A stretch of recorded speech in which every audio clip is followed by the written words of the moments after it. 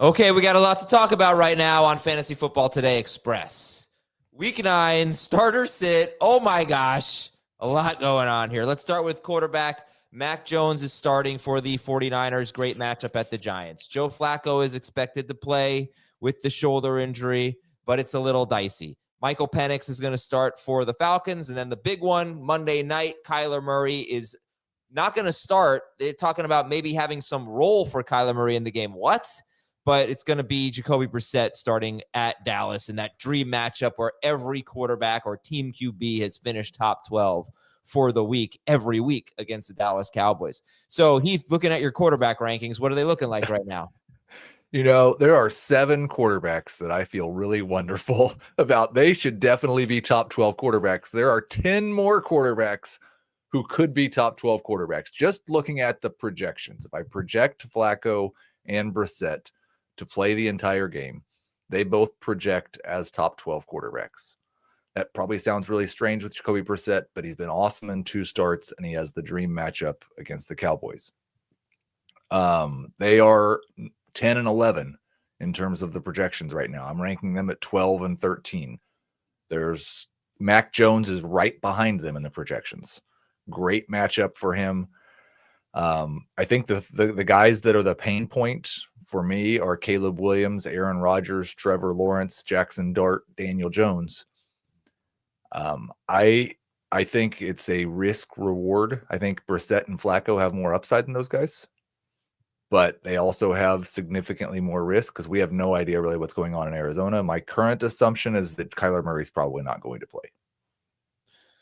Yeah. Who do you said they're 12 and 13, I think. Mm-hmm. Who's ahead, Flacco or Brissett? I have Brissett 1 spot ahead of Flacco. All right. So I'm not going to ask you on this show, but we have a show from 11 to 1. You're on what? Starting at 11:45? Yeah. I'll ask you why Daniel Jones is not ahead of all those guys. He's got a great matchup against a Steelers secondary that is totally ripped apart right now, and he's been terrific this year. We'll get into that later, but watch the show 11 to 1, youtube.com/fantasyfootball today. We'll be answering your starter sit questions. All right, running back. I really wanted to recommend Zonovan Knight. I've been answering a lot of starter sit questions this morning, and I just feel uncertain about this. I don't know why Jonathan Gannon would say we're going to ride the hot hand. Zonovan Knight's going to start. Sometimes coaches say that, and it doesn't mean much. But what do you think about Zonovan Knight? So he was a top 20 running back for me at the beginning of the week. He is currently RB 25. I think that the hot hand thing is a risk because none of these running backs are the type of guy that just get to keep going if they average 3 yards per carry in the first half. So he could definitely lose series.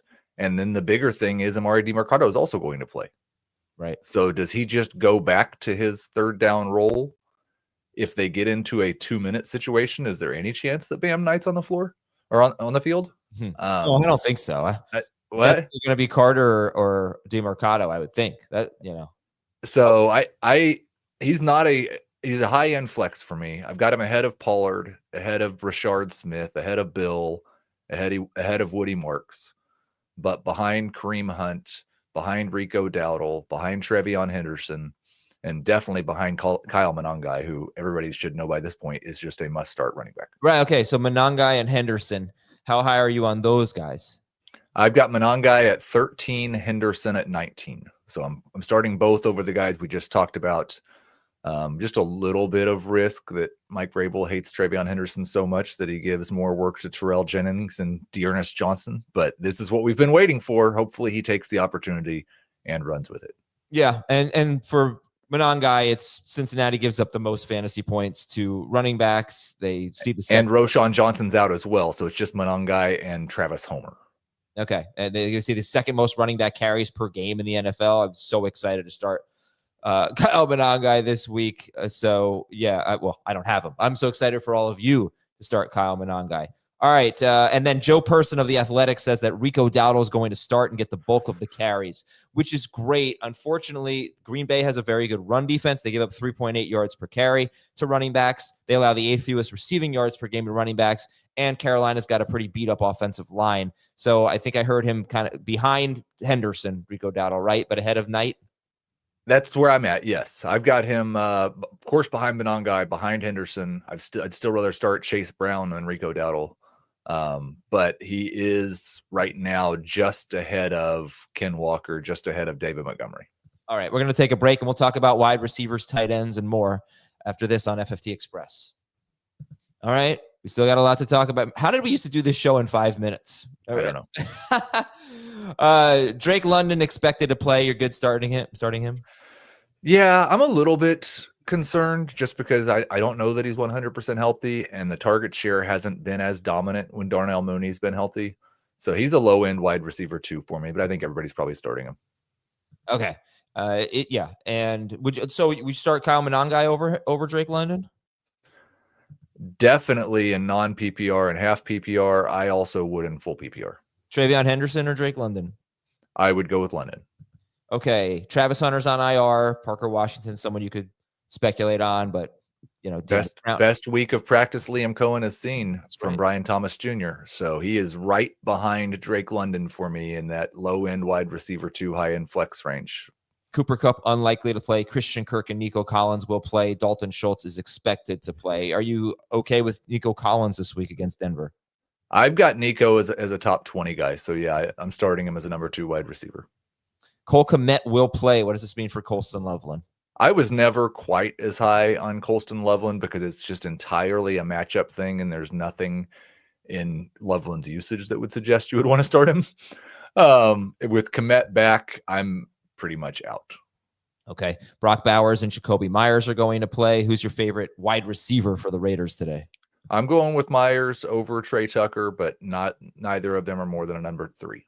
Daniel Bellinger is out. Would you start Colston Loveland or Theo Johnson if you were in a pinch? Theo. And then just some defenses that you should know about that are really beat up. Pittsburgh's defense, very injured. They're going to be probably easy to run on, easy to pass on, whatever the Colts want to do. San Francisco has injuries on the defensive line, a number of them. And the Giants are going to be pretty sure without 3 cornerbacks. I think a guy that I still don't really have ranked as a starter, but you should feel good if you have to put him in your flex, is Juwan Jennings. They are also talking about how he's getting healthier, has a 25% target share in their last 2 games. Bourne is a fine, like, what the heck flex too, but I'm getting a little bit excited about Jennings. Yeah. Right. I don't know if anyone cares, but I dropped Kendrick Bourne for Parker Washington. It was more of a long-term thing. I feel like at some point Pearsall and Ayuk will be back, but I could see that being a mistake for this week. I just think the passing game for the Niners should be a lot better than what it's been the last couple weeks against Atlanta and Houston. All right, let's go to the chat here. I would not ever refer to me as this. I'm not even going to read it out loud, but rank these guys: Tyrone Tracy, Woody Marks, Bam Knight, Kareem Hunt. So Tracy's the clear number 1 here for me. He's the only one of this group that's in my top 20 running backs. Kareem Hunt would be next, Bam Knight, then Woody Marks. Okay. How about we go to Kyle Monangai or Chase Brown? I'm going Monangai. Start 2 here. Jordan Mason, Bam Knight, Kyle Monangai.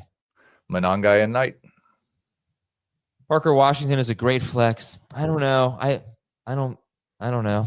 I think there's just one too many words there. Yeah, exactly. Parker Washington is a flex. Yeah. Keon Coleman. You like Keon Coleman this week? I wouldn't say I like him. He's definitely in that same group as Xavier Worthy and Juwan Jennings and Quentin Johnston. They're the types of guys you put in your flex spot and you have reasons for hope, but there's not any floor with that group. How about Ja'Cory Krosky-Merritt or Chamari DK PPR? I think I still have Bill ranked higher. So in full PPR, I've got him projected for 9.8 points, and DK I have at 8.5. Okay. Parker Washington, Alec Pierce, Nick Chubb, or Kendrick Bourne? I would still go Bourne out of that group this week. Tyjae Spears, RJ Harvey, Bill, or Horton? PPR. Would be Bill for me. Okay. How about, any bump for Horton, by the way, with Cup out, likely out? Yes. It's just that he's got a long, it's a bump, but he's coming from a long ways back. Yeah. So I'm sorry. Good. No, go ahead. Brian Thomas Jr. or McConkey? Lad. And last one, Lawrence or Darnold, please. Lawrence or Darnold, please. It would be Lawrence for me. It's Darnold for me. I'm high on Darnold. This is one of the worst pass defenses in football. Lawrence, though, he's been good lately, no doubt. And this is another bad defense that he's facing. So it's a good match. They're not it's not a big difference. They're both between 16 and 19. It's like we've said, it's a good week for quarterback. So that's usually some weeks Lawrence versus Darnold, you'd be like, oh, this week, hopefully you're going to have two good players there. All right. We'll talk to you at 11 a.m. Eastern, youtube.com/fantasyfootball today. Thanks to Heath. Thanks to all of you for watching and listening. We'll talk to you next time.